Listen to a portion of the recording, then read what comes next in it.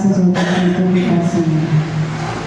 Kepada yang terhormat Ibu Kepala Sekolah SD 1 Tambak Boyo, Ibu Tri Kristianti, yang kami hormati Bapak Ibu Guru serta staf karyawan SD 1 Tambak Boyo. Pertama-tama marilah kita panjatkan puji syukur atas kehadirat Allah SWT yang telah melimpahkan rahmatnya sehingga kita dapat berkumpul pada acara hari ini dengan keadaan sehat. Kedua kalinya, sholawat serta salam senantiasa kita tujukan kepada Nabi Muhammad SAW yang insya Allah kita nantikan syafaatnya di yaumul kiamat. Di sini saya selaku pembawa acara ingin membacakan susunan acara pada hari ini. Acara yang pertama pembukaan, acara yang kedua sambutan dari Ibu Kepala Sekolah, acara yang ketiga inti acara yang keempat lain-lain, dan acara yang kelima yaitu penutup. Marilah kita buka acara pada hari ini dengan membaca basmalah bersama-sama. Bismillahirrahmanirrahim. Semoga acara pada hari ini dapat berjalan dengan lancar. Acara yang selanjutnya yaitu sambutan dari Ibu Kepala Sekolah SD 1 Tambak Boyo. Kepada beliau kami persilakan. Terima kasih. Ibu saya dengan sebagai pembawa acara. Assalamualaikum warahmatullahi wabarakatuh. Salam sejahtera, Om Swastiastu, Namo Buddhaya, salam kebajikan. Yang sama-sama kita hormati Bapak Ibu Guru SD Negeri 1 Tambak Boyo dan juga para udara. Yang saya hormati Bapak Diva Nur Fitra Arifah SPD selaku calon guru penggerak angkatan 11. Bapak Ibu yang saya hormati, pertama-tama marilah kita panjatkan puji syukur kehadirat Allah Subhanahu wa Ta'ala yang telah melimpahkan rahmat dan hidayah kepada kita semua sehingga hari ini kita bisa melaksanakan diseminasi budaya positif dari calon guru penggerak angkatan 11 yaitu Pak Tulipa. Saya mengucapkan terima kasih sekali kepada Bapak Ibu yang sudah bersedia meluangkan waktunya untuk mengikuti kegiatan diseminasi budaya positif ini. Dan nanti semoga apa yang disampaikan oleh Bapak Tulipa itu bisa bermanfaat bagi kita semua, khususnya bagi Bapak Ibu Guru, sehingga nanti bisa diimplementasikan di kelas masing-masing, dan juga khusus umumnya bagi SD Negeri 1 Tambak Boyo nanti bisa menjadikan budaya positif di lingkungan sekolah SD Negeri 1 Tambak Boyo ini, serta bisa menciptakan suasana atau lingkungan belajar yang aman, nyaman, dan menyenangkan. Dan tidak banyak yang saya sampaikan, demikian saja sambutan dari saya. Kurang lebihnya jika ada kata-kata saya yang kurang berkenan di hati Bapak Ibu, saya mohon maaf yang sebesar-besarnya, dan semoga kegiatan di hari ini bisa berjalan dengan lancar. Allahumma amin. Wabillahi taufiq wal hidayah. Wassalamualaikum warahmatullahi wabarakatuh. Terima kasih Ibu Tri atas sambutannya. Lanjut ke acara yang ketiga yaitu inti acara yang akan disampaikan oleh Bapak Diva Nur Fitra Arifah SPD. Kepada beliau kami persilakan.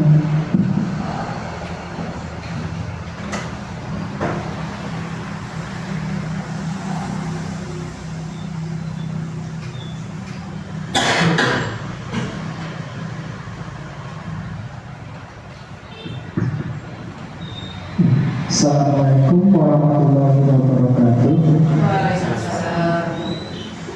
Selamat siang dan salam sejahtera buat kita semua.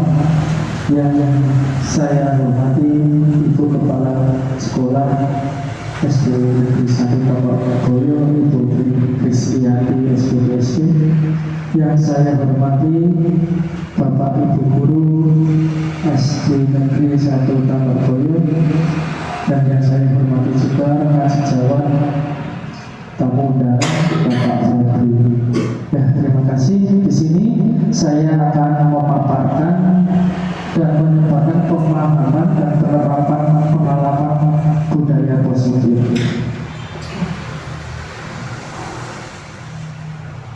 Nah, perkenalkan, fasilitator adalah Ibu Supriyati. Terus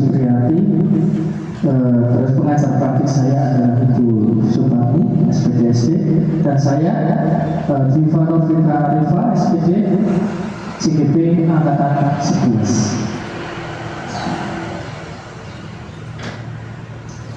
Nah, konsep inti budaya positif itu adalah terbagi 7. Yang pertama itu disiplin positif sendiri. Terus yang kedua, perubahan paradigma belajar. Ketiga, kebutuhan dasar manusia. 4, motivasi perilaku manusia. 5, posisi kontrol guru. 6, keyakinan kelas. Dan yang ketujuh adalah segitiga restitusi.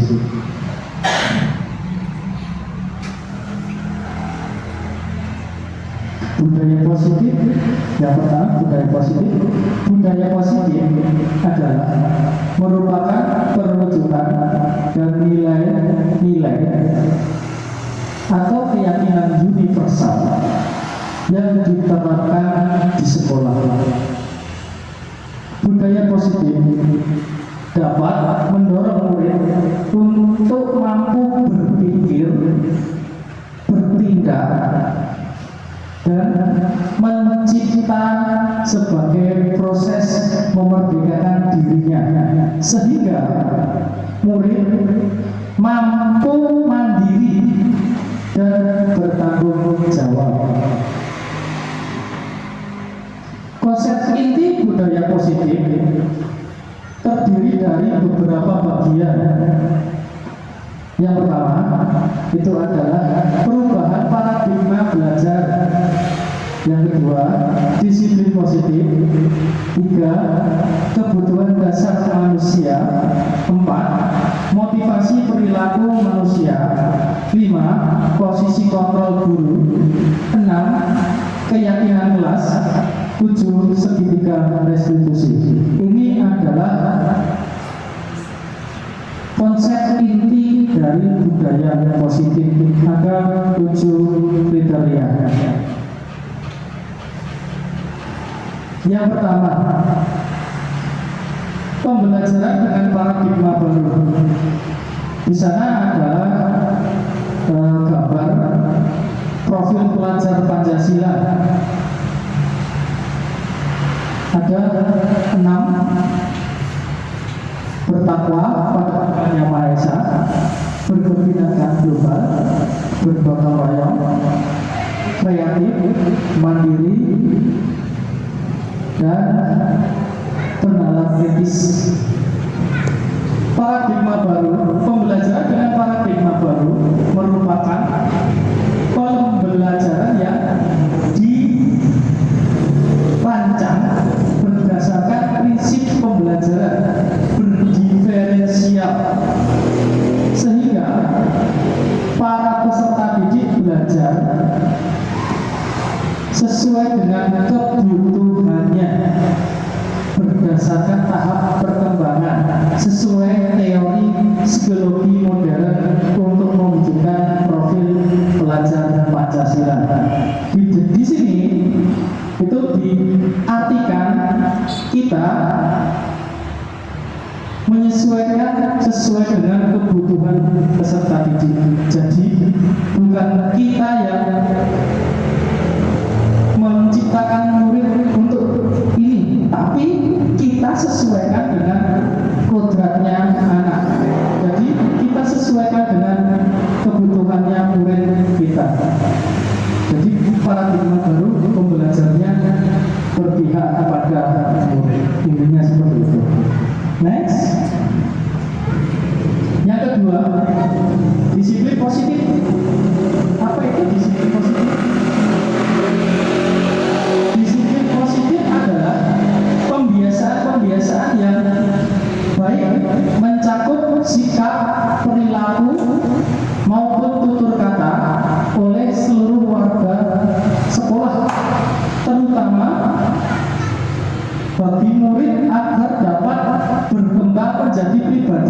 kritis, mandiri, dan bertanggung jawab.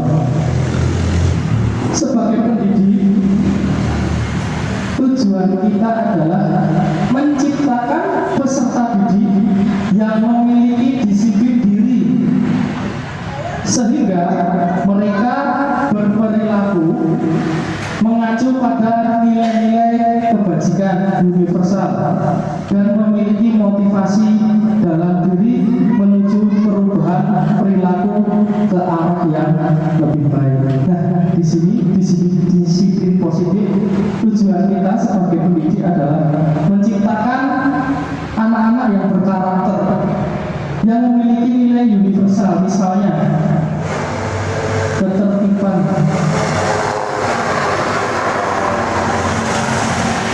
kemandirian, bertanggung jawab. Nah, sebagai era modern, sebagai pendidik, kita diwajibkan era sekarang menjadi pendidik yang memerdekakan siswa. Kita menciptakan karakter anak dari dini. Nah, inilah disiplin positif sebagai pendidik. Tujuan kita adalah seperti itu. Lanjut. 3. Kebutuhan dasar manusia. Kebutuhan dasar manusia merupakan sesuatu yang kita lakukan untuk mendapatkan apa yang kita inginkan. Seluruh tindakan yang kita lakukan memiliki tujuan. Semua usaha terbaik yang kita lakukan agar kebutuhan dasar kita terpenuhi dengan baik. Lanjut. Nah, kita 5 kebutuhan dasar manusia. Yang pertama adalah bertahan hidup. Bertahan hidup itu adalah contohnya seperti makan, pakaian, tempat tinggal, keamanan, kesehatan. Itu adalah salah satu masuk dari bertahan hidup. Lanjut, untuk yang kedua adalah kasih sayang dan rasa diterima. Nah, ini adalah kebutuhan dasar yang kedua. Rasa diterima, dipedulikan, berbagi, kerjasama, dan menjadi bagian dari kelompok tersebut. Itu adalah poin yang kedua, kasih sayang dan rasa diterima. Yang ketiga, penguasaan. Itu meliputi harga diri, keinginan untuk dianggap, memimpin, berprestasi, diakui, dan didengar. Itu adalah poin ketiga, kebutuhan dasar manusia, penguasaan. Lanjut, yang keempat adalah kebebasan. Kebebasan di sini contohnya mandiri, memiliki pilihan, mencoba hal baru, dan mampu mengendalikan arah dirinya. Nah, ini termasuk kebebasan. Kesenangan yang terakhir, poin yang terakhir, kebutuhan dasar manusia. Bermain, humor, bercanda, antusias, dan tertawa. Dan misalkan butuh healing itu termasuk kesenangan. Itu termasuk juga di dalam kebutuhan dasar manusia. Ya. Sekarang 4 kebutuhan dasar manusia. Yang pertama hukuman, kedua konsekuensi, yang ketiga restitusi. Yang pertama hukuman, tidak terencana atau tiba-tiba, mendadak. Itu. Yang kedua contohnya murid tidak tahu apa yang akan terjadi. Terus berupa hukuman fisik atau psikis. Yang kedua, konsekuensi. Itu sudah terencana, berarti sudah disepakati. Konsekuensi itu berarti hukuman yang sudah disepakati. Misalkan telat 15 menit, hukumannya apa? Nah, itu berarti sudah disepakati. Gitu. Terus contoh lagi, murid tetap dibuat tidak nyaman seperti itu. Sikap gurunya selalu memonitor murid. Yang ketiga, restitusi. Proses menciptakan kondisi bagi murid untuk memperbaiki kesalahan. Proses kolaboratif yang mengajarkan murid untuk mencari solusi sendiri, itu adalah restitusi. Terus posisi kontrol 5 posisi kontrol guru. Itu yang pertama adalah penghukum. Yang kedua adalah membuat merasa bersalah. Yang ketiga adalah sebagai teman. Keempat adalah pemantau. Dan terakhir adalah manajer. Nah, ini adalah posisi kontrol kita sebagai guru. Apakah kita masuk di dalam penghukum atau pembuat merasa bersalah, ataukah sebagai teman, ataukah sebagai pemantau, atau kita sudah menetapkan sebagai manajer. Misal di kelas saya, di kelas 4 itu ada kasus sodek yang terlambat hadir di sekolah. Posisi kontrol saya, misal saya diposisikan sebagai penghukum. Nada suara tinggi, bahasa tubuh, mata melotot, dan jari menunjuk-nunjuk, menghadap. Itu kayak menunjuk-nunjuk, menghadap.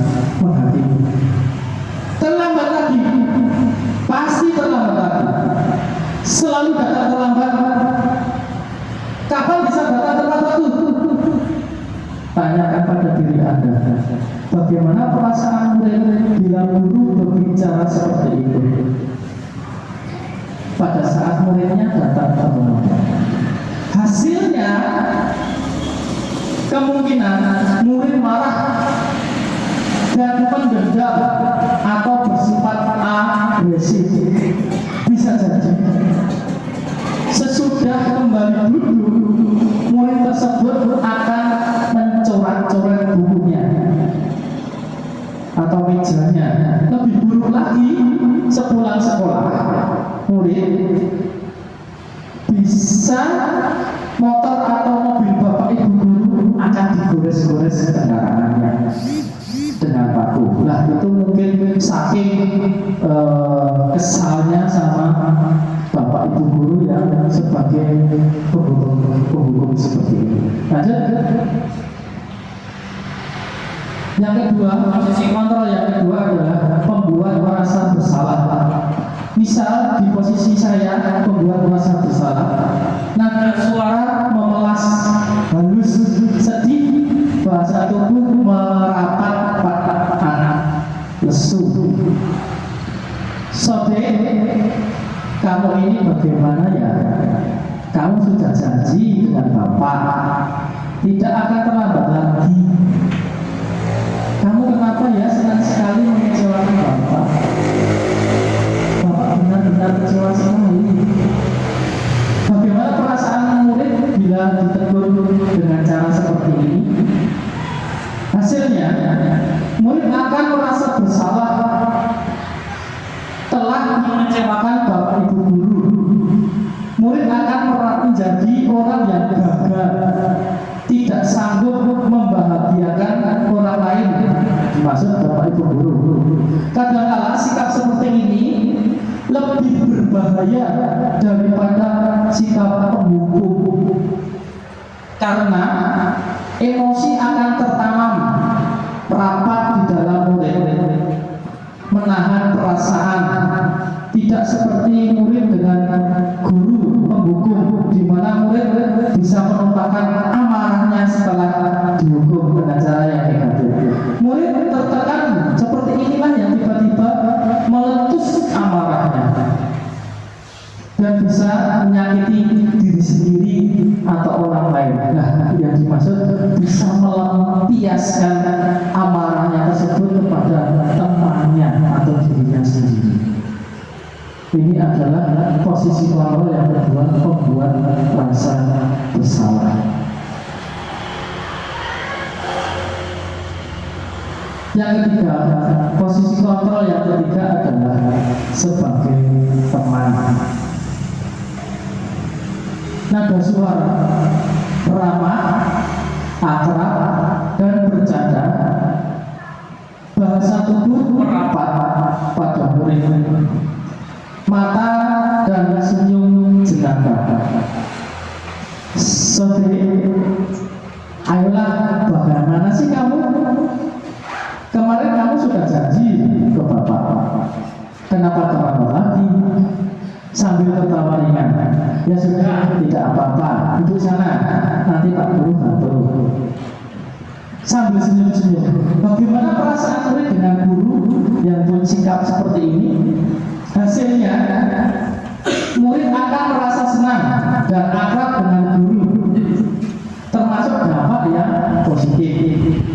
Hanya saja, sisi negatif murid menjadi tergantung pada guru tersebut. Bila ada masalah, dia merasa bisa mengandalkan guru tersebut untuk membantunya. Akibat lain dari posisi teman, Sotek hanya akan berbuat sesuatu bila menyuruh adalah guru, dan belum tentu berlaku yang sama dengan guru lain. Misalnya posisi kontrol sebagai teman itu sudah akrab, misalnya ke si A, anak itu menganggap wah akrab sama Pak Guru atau guru ini. Belum tentu nanti disuruh Pak Guru atau guru lain mau. Nah, ini adalah efek atau kita dari posisi kontrol yang ketiga adalah teman. Lanjut. Yang keempat adalah posisi kontrol yang keempat, pemantau. Nada suara datar, bahasa tubuh normal. Bahasa normal. Guru, Sotek, tahukah kamu jam berapa kita mulai pembelajaran? Sotek menjawab, tahu Pak Guru. Kamu terlambat 15 menit.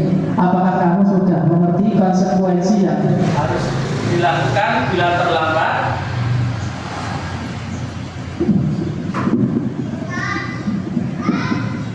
Sotek paham Pak Guru. Saya harus tinggal kelas pada jam istirahat nanti dan mengerjakan tugas ketertinggalan saya. Ya benar, nanti pada saat jam istirahat kamu harus tinggal di kelas untuk menyelesaikan tugas yang tertinggal tadi. Saya tunggu. Bagaimana perasaan murid diperlukan seperti ini? Hasilnya, murid memahami konsekuensi yang harus dijalankan karena telah melanggar salah satu peraturan sekolah. Guru tidak menunjukkan suatu emosi yang berlebihan, menjadi marah atau membuat merasa salah. Murid tetap dibuat tidak nyaman, yaitu dengan harus tinggal kelas pada waktu jam istirahat dan mengerjakan tugas. Guru tetap harus memantau murid pada saat mengerjakan di jam istirahat, karena murid tidak bisa ditinggal seorang diri. Nah, ini adalah posisi kontrol sebagai pemantau. Yang terakhir, posisi kontrol sebagai manajer. Nada suara halus, bahasa tubuh tidak kaku, mendekat ke murid. Sodik, apakah kamu mengetahui jam berapa sekolah dimulai? Sodik menjawab, tahu Pak Guru, jam 7 pagi. Guru menjawab, ya, jadi kamu terlambat. Kira-kira bagaimana kamu akan memperbaiki masalah ini? Sodik, saya bisa menanyakan teman saya Pak Guru untuk mengerjakan tugas yang tertinggal. Nah, Guru, baik, itu bisa dilakukan. apakah besok akan ada masalah lagi agar kamu bisa hadir tepat waktu ke sekolah? Seperti tidak Pak Guru, saya bisa hadir tepat waktu. Guru menjawab, baik, saya hargai usahamu untuk memperbaiki diri. Bagaimana perasaan murid diperlakukan seperti ini? Pada posisi manajer, maka suara guru sebaiknya tulus, tidak perlu marah, tidak perlu meninggikan suara, apalagi menunjuk-nunjuk jari ke murid atau bersikap seolah-olah menyesal, tampak sedih akan perbuatan murid, ataupun bersenggang guru, menempatkan diri sebagai teman atau murid. Fokus pada murid, bukan untuk membahagiakan guru atau orang tua. Murid sudah mengetahui adanya suatu masalah dan sesuatu perlu terjadi. Bila guru mengambil posisi pemantau, guru akan melihat apa konsekuensinya, apa peraturannya. Namun, pada posisi manajer, guru akan mengembalikan tanggung jawab pada murid untuk mencari jalan keluar permasalahan, tentu dengan arahan atau bimbingan guru. Nah, di posisi manajer ini, murid ditawarkan kembali bagaimana cara menyelesaikan masalahnya dan bagaimana supaya tidak akan terjadi lagi. Dan ini adalah posisi yang kelima, posisi sebagai manajer. Nah, latar belakang belakangan ini, isu mengenai kesehatan mental semakin mencuat sebagai topik obrolan yang cukup serius di kalangan masyarakat. Hal ini dikarenakan kesadaran mengenai kesehatan mental mulai mendapat perhatian khusus, apalagi bagi mereka yang juga merasakan dampaknya. Kesehatan mental adalah aspek penting dalam menunjang kesejahteraan manusia. Tak heran mulai banyak masyarakat yang sadar dan peduli terhadap isu ini. Nah, ini adalah mengenai kesehatan mental. Jadi kita sebagai pendidik, kita harus membentuk karakter anak-anak itu yang mengandung tadi budaya positif tadi dan mengandung nilai-nilai kebajikan universal.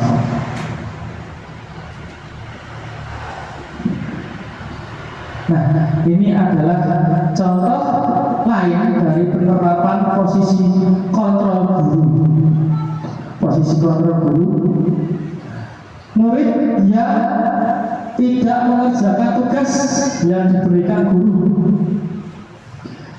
Misal sebagai penghukum, berdiri dengan sebelah kaki di depan kelas, ayo lakukan. Nah, ini adalah sebagai penghukum. Ini kasusnya itu murid tidak mengerjakan tugas. Misal di posisi penghukum seperti itu, berdiri dengan sebelah kaki di depan kelas. Terus yang kedua, pembuat merasa bersalah. Kesekian kali Bapak sudah ingatkan, kamu senang ya melihat Pak Guru terus-terusan bertindak seperti ini. Nah, ini adalah contoh pembuat merasa bersalah. Jadi anak-anak dibuat mengakui kesalahannya, tapi tidak ada solusinya. Ya. Sekarang sebagai teman,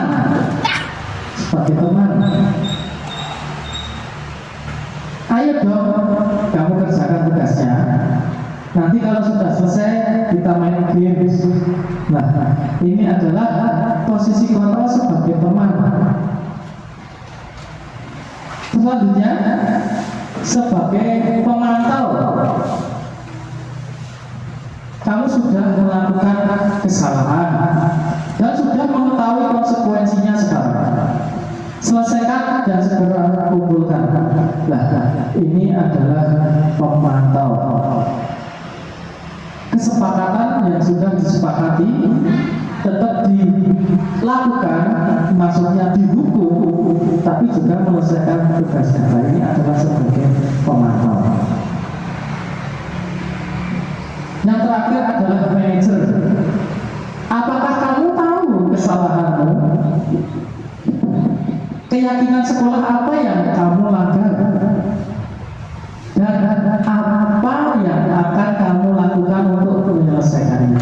Nah, ini di sini sebagai manajer itu yang pertama, apakah kamu tahu kesalahanmu? Ini menstabilkan identitas. Jadi tanya dulu, kesalahanmu itu apa? Terus keyakinanmu itu apa? Validasi tindakan yang salahmu apa? Terus yang terakhir itu kamu akan bagaimana toh tidak mengulanginya lagi. Nah, itu adalah solusinya. Nah, jadi posisi kontrol guru 5 tadi yang positif itu adalah yang keempat dan kelima, pemantau dan manajer. Posisi 1, 2, 3 itu posisi yang negatif. Ya, mari mencoba. Oh, SBK dulu. Maka Bapak Ibu berdiri, saya persilakan berdiri dulu. Kita SBK dulu. Tari Pinguin.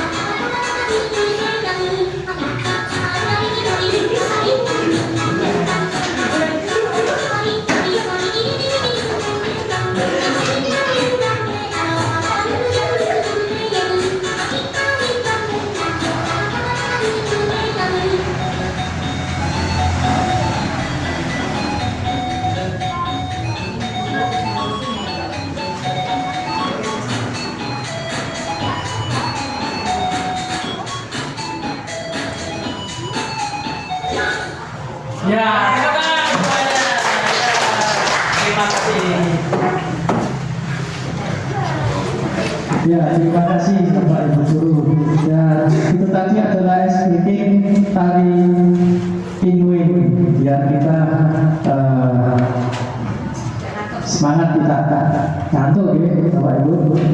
Kita lanjutkan.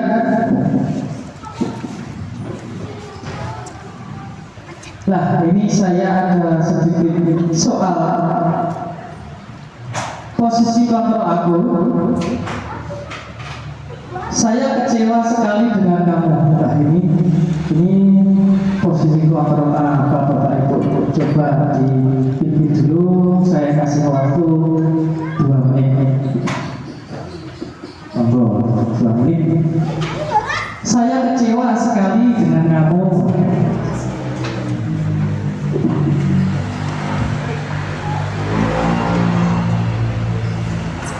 Ya, kira-kira ada yang mau menjawab Bapak Ibu Guru? Saya persilahkan.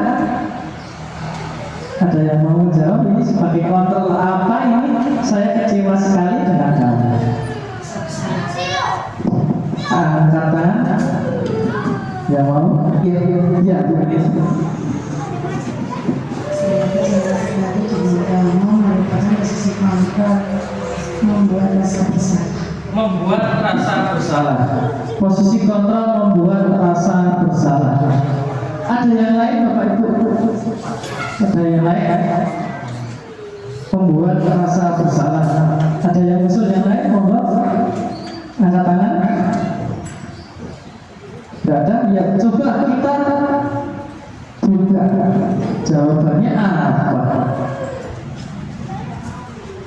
Jawabannya apa ya? Kira-kira apa Bapak Ibu? Kira-kira apa? 1, 2, 3. Iya, membuat rasa bersalah. Tepuk tangan buat Bu Elsa. Ya, kita kasih peci aja. Ya, membuat rasa bersalah. Saya kecewa sekali dengan kamu. Terus ada soal lagi. Nah ini, posisi kontrol aku sebagai apa ini? Kamu tidak pernah benar melakukannya. Sekarang keliling lapangan 3 kali. Ayo, saya kasih waktu 2 menit. Oh ya, ketiga. Posisi kontrol penghukum. Penghukum. Ya. Penghukum, ketika menjawab posisi kontrol sebagai penghukum. Ada yang lain? Usulan yang lain? Monggo. Sama? Oh iya, sama. Coba. Jawabannya apa ya? Iya, penghukum. Semangat buat bertiga. Ya, sebagai penghukum. Lari keliling lapangan 3 kali. Kalau kecilnya nggak capek ya. Kalau besar itu ya nanti muridnya kasih ya. Iya. Nah, sekarang posisi kontrol aku sebagai apa ya? Kira-kira bagaimana kamu akan memperbaiki masalah ini? Posisi kontrol apa ya? Monggo, angkat tangan. Ada yang usul? 2 menit, saya kasih waktu.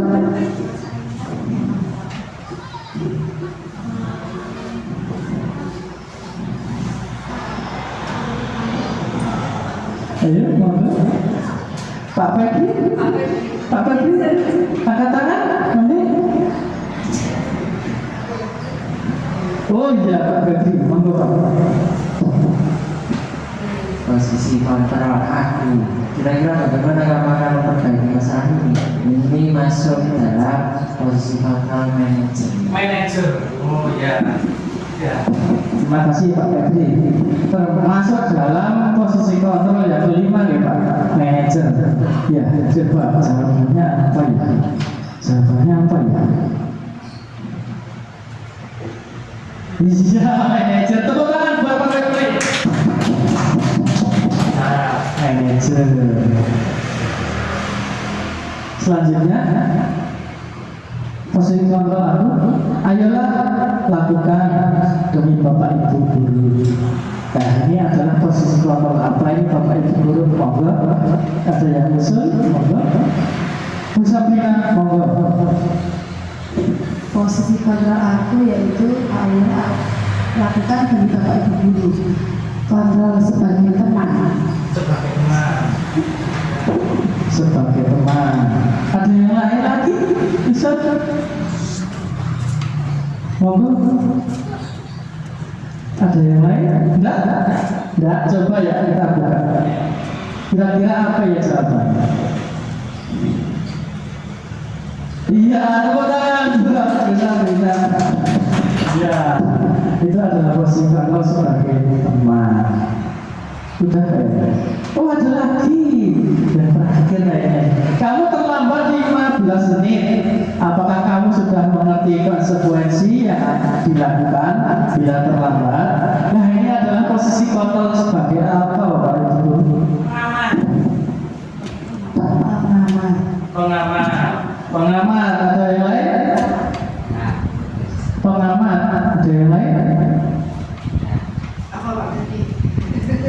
Kamu terlambat 15 menit. Apakah kamu sudah mengerti konsekuensi yang dilakukan bila terlambat? Ya, pengamat atau pemantau ya Bu Elis? Iya, pemantau. Coba kita lihat jawabannya.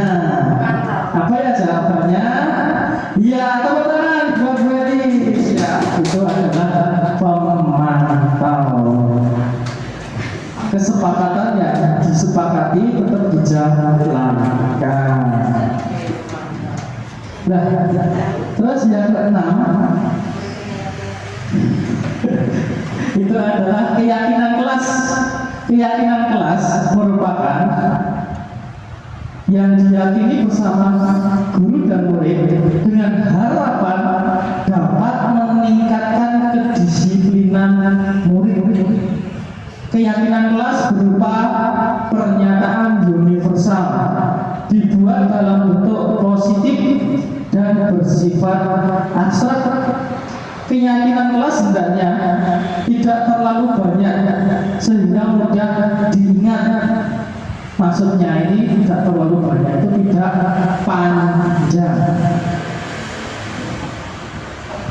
dan dipahami semua warga kelas, ikut berkontribusi dalam pembuatan keyakinan kelas lewat kegiatan mengutarakan pendapat. Ya, di sini itu pembuatan keyakinan kelas itu kita sebagai pendidik itu membuat bersama-sama dengan murid. Jadi yang mengeluarkan pendapat adalah murid. Misal contohnya, apa anak-anak keyakinan kelas yang mau kita buat?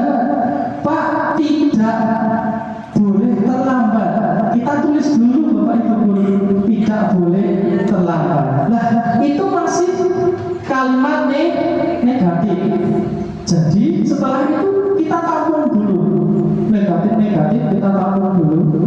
Setelah ditulis semuanya keyakinan kelas yang sudah dibuat, terus diubah dan diringkas menjadi kalimat yang positif dan mudah dipahami. Misal, tidak boleh datang terlambat. Menjadi apa Bapak Ibu? Datang tepat waktu. Nah, seperti itu. Jadi murid dapat memahami keyakinan kelas yang dibuatnya. Misal datang tepat waktu adalah poin nomor 1. Nah, pasti siswa nanti akan mudah ingat. Oh, keyakinan kelas nomor 1 adalah datang tepat waktu. Nah, itu adalah cara membuat keyakinan kelas bersama murid-murid. Nah, ini adalah aksi nyata pembentukan keyakinan kelas di kelas 4 bersama-sama dengan siswa kelas 4. Saya bagi menjadi 3 kelompok karena muridnya juga sedikit. Saya menjadi 3 kelompok saja. Yang terakhir sekarang, segitiga restitusi. Segitiga restitusi itu adalah logo atau simbol dari segitiga restitusi. Isinya adalah suatu proses dialog yang dijalankan guru atau orang tua agar dapat menghasilkan murid yang mandiri dan bertanggung jawab. Segitiga restitusi membantu murid memiliki tujuan disiplin positif dan memperbaiki dirinya setelah berbuat salah. Segitiga restitusi bukan untuk menembus kesalahan, namun untuk belajar dari kesalahan. Nah, ini misal anak didik kita mempunyai permasalahan, mempunyai kasus-kasus, kita sebaiknya menyelesaikan dengan segitiga restitusi atau sebagai kontrol, posisi kontrol guru yang kelima, yaitu adalah manajer. Itu di dalam segitiga restitusi itu adalah yang pertama itu adalah menstabilkan identitas. Jadi di dalam menstabilkan identitas itu murid diem nih, misal berbuat salah, nggak apa-apa, salah, berbuat salah itu tidak apa-apa, begitu. Ibaratnya distabilkan dulu emosinya, distabilkan dulu sifatnya, biar tenang dulu. Ibaratnya kayak relaksasi. Itu adalah menstabilkan tindakan yang salah, tanya dulu. Tadi masalahnya apa? Oh, masalahnya seperti ini. Oh, yang kamu lakukan ini salah apa tidak, anak? Berarti oh salah Pak. Oh, ya. Berarti itu adalah termasuk validasi tindakan yang salah. Memperjelas kesalahannya apa. Terus yang terakhir adalah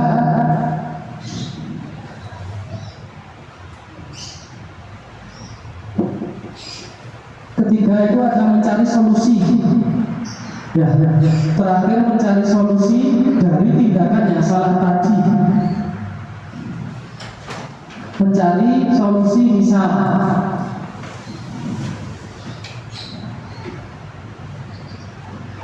menanyakan keyakinan kelas dulu. Misal datang terlambat seperti kasus tadi, menanyakan keyakinan kelas yang sudah disepakati. Oh, salahnya melanggar keyakinan kelas nomor berapa? Nomor 2 Pak. Oh, nah terus nanti perbaikannya gimana lah? Ini adalah yang terakhir adalah menanyakan keyakinan kelas. Ini adalah segitiga restitusi.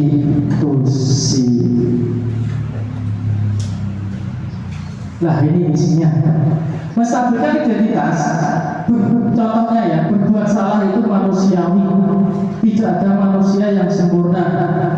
Bapak Ibu guru juga pernah melakukan kesalahan seperti itu. Bapak Ibu tidak tertarik mencari siapa yang salah, tapi Bapak Ibu guru ingin mencari solusi dari permasalahan ini. Kamu berhak merasa begitu. Nah, ini adalah contoh-contoh menstabilkan identitas. Yang kedua, validasi tindakan yang salah. Contohnya, kamu pasti punya alasan mengapa kamu melakukan seperti itu. Padahal kamu bisa melakukan yang lebih buruk dari ini ya. Kamu patut bangga pada dirimu sendiri karena kamu telah melindungi sesuatu yang penting buatmu. Dan ini adalah contoh validasi tindakan yang salah.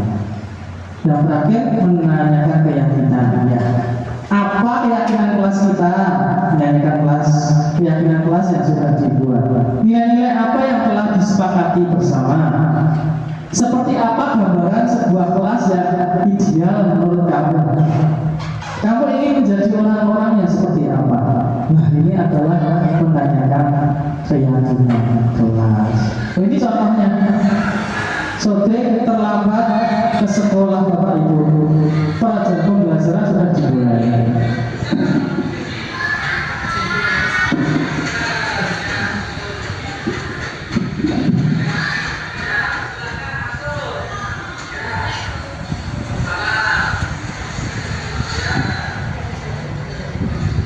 Nah, itu adalah salah satu siswa saya yang luar biasa Bapak Ibu. Itu adalah masuk ya. Itu waktu pembelajaran terlambat datang. Nah, terus selanjutnya, nah ini adalah contoh penerapan segitiga restitusi yang saya terapkan.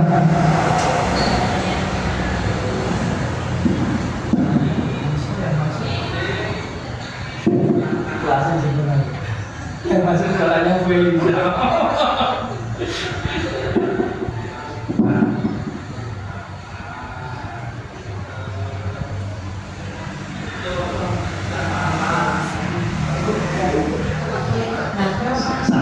Saya sama Willy saya setar kemana ya?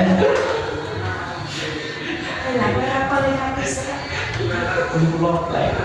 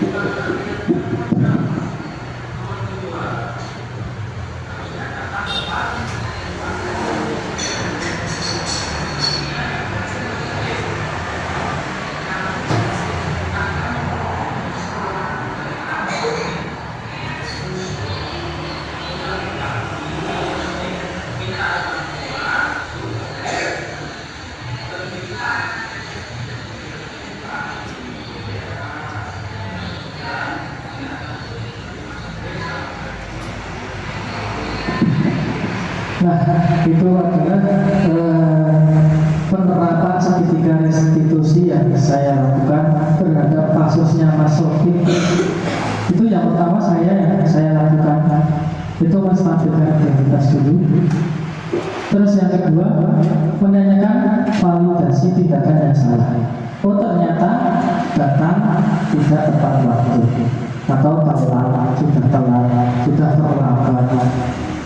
Terus yang ketiga, menanyakan keyakinan kelas. Oh ternyata masuknya melanggar keyakinan kelas yang nomor 2 yang sudah dibuat di kelas 4. Nah, terus solusinya maksudnya akan bangun lebih awal lagi, minta orang tua suruh membangunkan sebelum berangkat kerja. Nah itu adalah contoh praktik segitiga restitusi saya. Nah, penutup. Dalam penerapan program disiplin positif, hendaknya guru memiliki standar kepribadian profesional dan sosial yang baik, di mana guru mampu merefleksi dirinya dalam posisi kontrol saat ini, bagaimana perjalanan dirinya sebagai emang atau manajer yang menuntun muridnya menjadi insan yang mandiri, merdeka, dan bertanggung jawab. Nah, sebelum saya tutup, saya akan membacakan 2 buah pantun. Pohon pepaya terlihat lurus, buahnya matang, kulitnya halus, bekerja keras adalah harus, iringi dengan doa yang tulus. Pantun yang kedua, Bapak Ibu, jalan-jalan ke tempat wisata, Asik nih. di kebun raya melihat kanoa, lakukan pekerjaan dengan cinta, Yes. hadapi kesulitan dengan berdoa. Ya, itulah pemaparan dari saya. Apabila ada salah kata, saya mohon maaf yang sebesar-besarnya. Wabillahi taufiq wal hidayah. Wassalamualaikum warahmatullahi wabarakatuh. Waalaikumsalam warahmatullahi wabarakatuh. Acara selanjutnya yaitu lain-lain.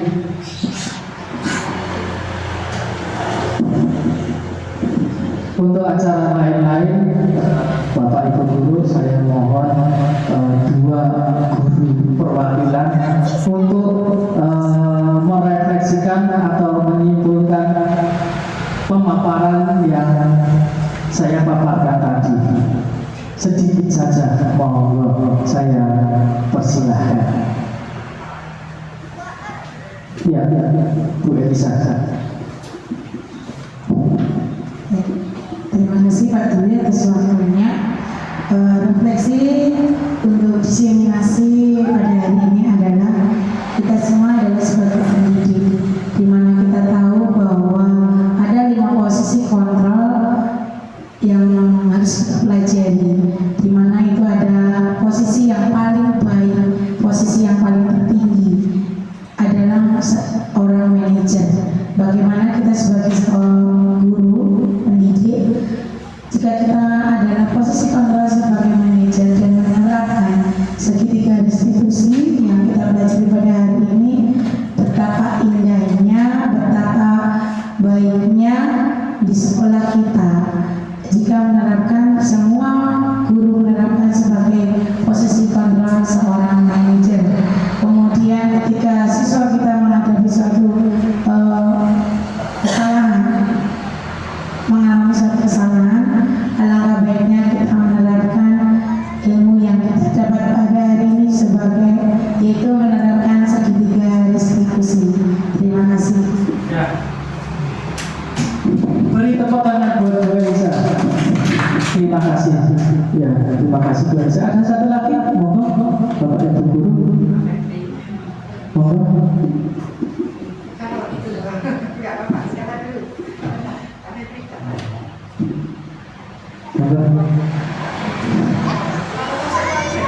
Monggo. monggo Pak Gani. Sedikit saja. Monggo. Ya, terima kasih. Terima kasih juga saya diminta hadir pada presentasi hari ini.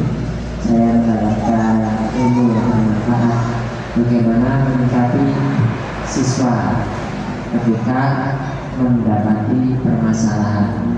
Jadi setelah diterangkan sini tadi oleh Pak Julika mengenai segitiga restitusi, mengenai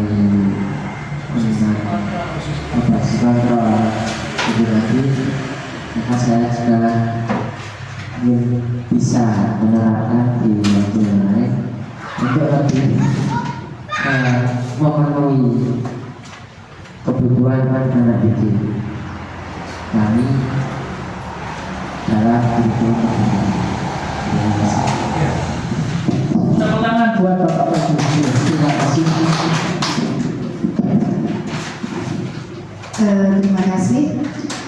Saya sependapat dengan Pak Febri ya, bahwa saya sangat berterima kasih sekali kepada Pak Diva yang sudah menularkan ilmunya kepada kami. Selama ini ternyata apa yang kami lakukan itu ternyata salah ya Pak. Ya, dalam biasanya kita itu sebagai penghukum ya Pak Febri ya, penghukum itu. Nah, tapi tadi sudah dijelaskan panjang lebar tentang 6 posisi kontrol dan juga segitiga restitusi, bahwa ternyata untuk mengatasi anak-anak kita yang bermasalah itu kita bisa menggunakan segitiga restitusi tadi, yang mana yang pertama itu menstabilitaskan identitas, terus yang kedua adalah validasi tindakan, dan yang terakhir menanyakan keyakinan.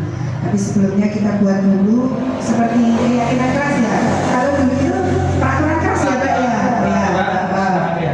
Ya, kalau peraturan keras itu biasanya kita yang buat ya Pak. Dulu itu ya peraturan keras, satu tidak boleh darah rawat.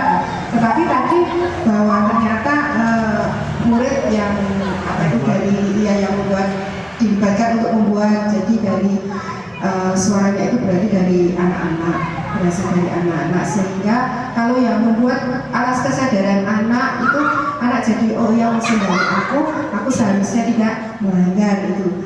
Mungkin seperti itu ya Pak. Jadi sangat-sangat bermanfaat sekali apa yang telah dipaparkan oleh Pak Diva tadi. Saya sangat berterima kasih sekali, dan mungkin juga bisa nanti diterapkan oleh Bapak Ibu di kelas, sehingga anak-anak kita itu bisa mempunyai disiplin positif, bahwa tidak harus dengan dihukum, tidak harus dengan apa itu suara yang keras itu, tapi anak-anak sudah istilahnya mengikuti peraturan itu sesuai dengan kesadaran mereka masing-masing.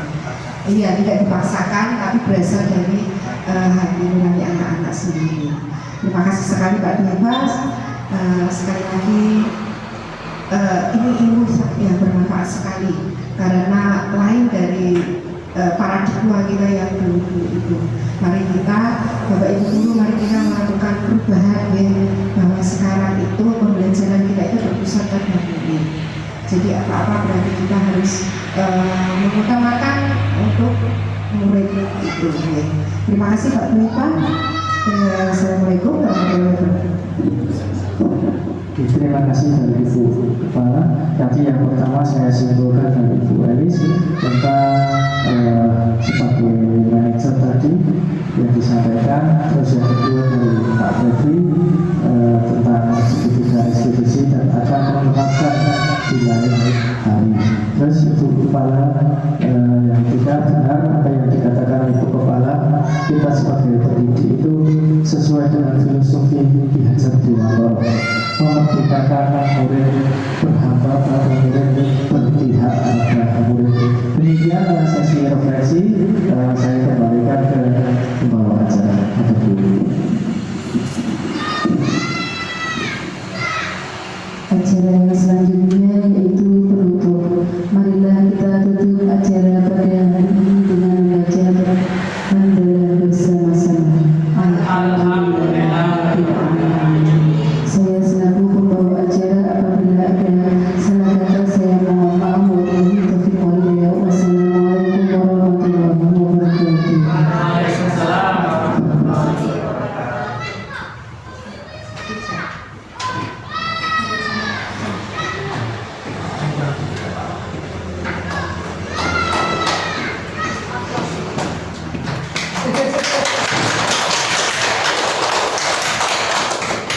wabarakatuh. Kita jaga untuk Indonesia, bersatu dalam perbedaan, berpegang tangan.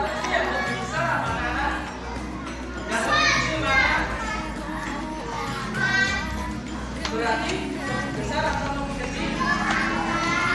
Besar, ya. Ya, silakan masuk. Ya, salam. Ya. Kita duduk. Ya, kita lanjutkan ya anak-anak. Ya, masuk di. Ya. Assalamualaikum warahmatullahi wabarakatuh. Ya, tadi Mas Ode melakukan apa tadi Mas Ode?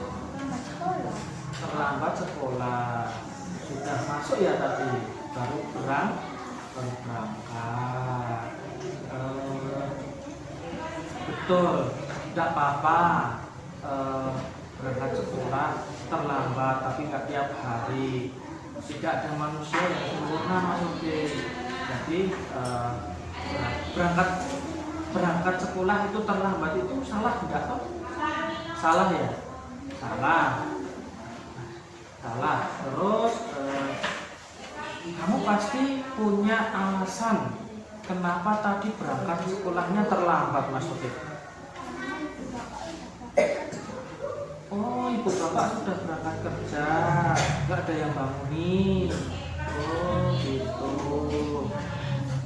Selanjutnya, kemarin kelas kita sudah membuat keyakinan kelas belum?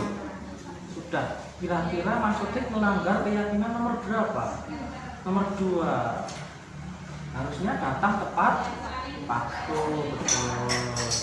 Selanjutnya yang terakhir Mas Ode, kamu akan memperbaiki kesalahanmu dengan apa Mas Ode?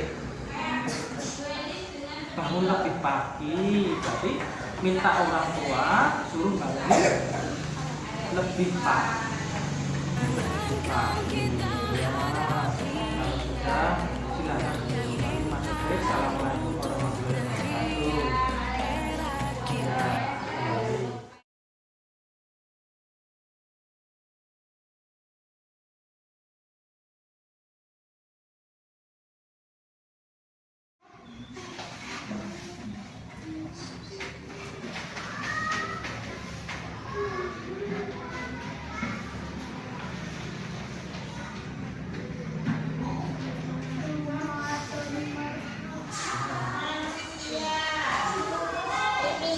Assalamualaikum warahmatullahi wabarakatuh, Mas Desta. Ya, tadi kamu melakukan apa di kelas tadi?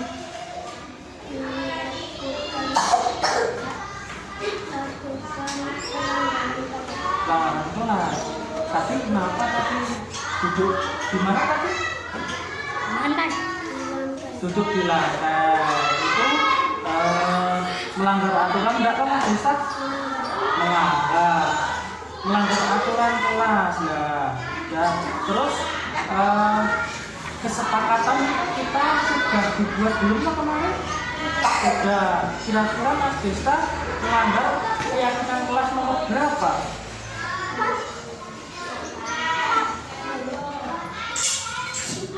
Nomor 2.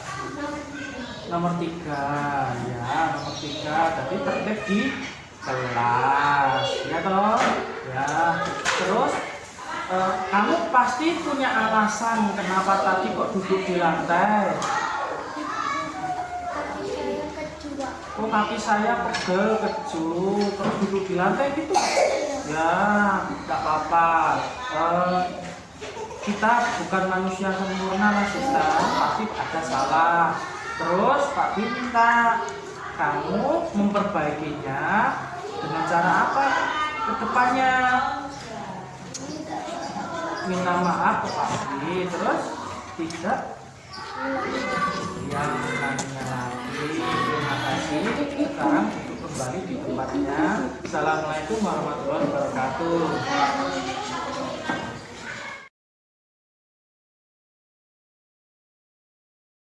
3. Assalamualaikum warahmatullahi wabarakatuh. Saya Perkenalkan nama saya Muhammad Yusuf Latif. Saya dari kelas dari kelas 4 dan pagi. tadi pagi saya melamar pelajaran yang kedua, Yaitu terlambat sekolah. dan Pak Dwi tidak Pak Dwi tidak mengikuti saya, tapi memberi solusi. Assalamualaikum warahmatullahi wabarakatuh. Saya Desta Agung Pratama, kelas 4. Saya tidak dihukum Pak Dwi karena melanggar peraturan. Saya tidak dihukum, hanya bertanggung jawab. ya. Saya akan bertanggung jawab untuk mengklarifikasi.